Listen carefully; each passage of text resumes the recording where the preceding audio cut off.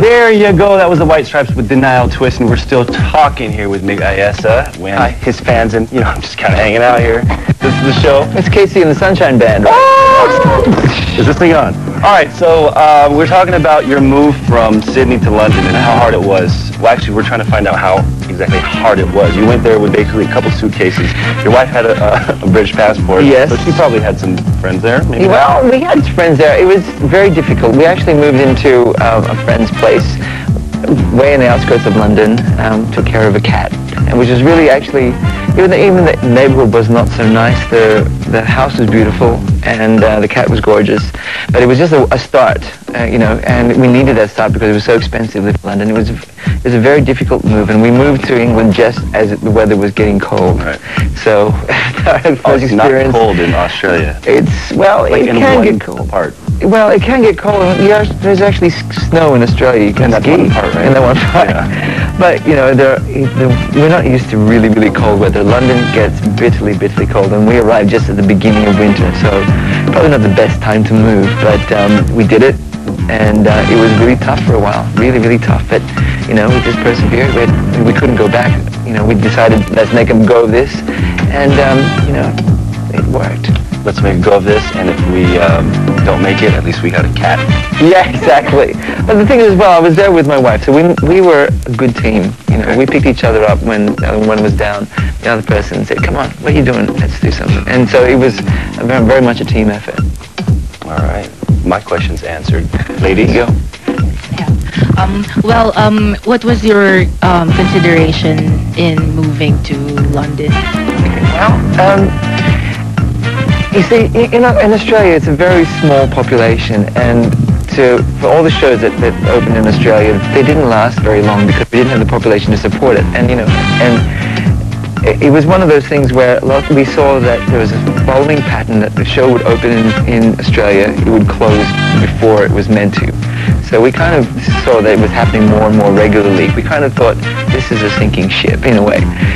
In a way, we thought, let's give England a go while we still can. Before we have kids, we're still free to do whatever we want to do. And we saw that there was a lot more opportunity in England. And we saw that in Australia it was very much a closed business, and I think it was getting worse and worse, and there was less and less money to share around. So that was our motivation going. For example, in Sydney we have 3 or 4 theatres. In London they have 36 theatres, and all of them have shows running at the same time. That gives you an idea of the opportunity that was there. So we just went, let's go for it.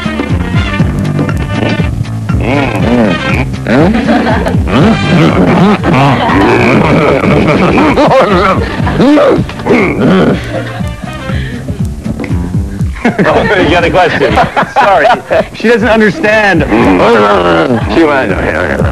Okay, but was there any moment in London wherein you wanted to go back home to Sydney? Oh yeah, as soon as I got there. As soon as I got there, actually for the first month, I think I actually hit an all-time low in my life. I actually got depressed, and I found myself being totally despondent about things and seeing no future ahead, and I was actually almost brain dead to the point. That was my depression sinking and thinking, what have I done? What am I doing here? And my wife picked up on that, and she said, I've never seen you like this before. Wake up to yourself. Exactly. She kicked my ass, and I needed to be kicked. And when she finally did, and I woke up to myself, I started going to see people and to go to auditions. And within 3.5 weeks of arriving in London, I was already starting rehearsals doing Rent in London. So that's what talent does. That's what a good kick in the ass does. Yeah, you're like, thanks, honey, but God, you kick hard. There you go. Okay, so is that a good answer for your question? Very well said, very well said. Do you have another question? Yeah. What would be your best advice for people who leave home and search for a better life out there? Don't do it. Don't do it. Stay home with your mom and dad. It's too expensive.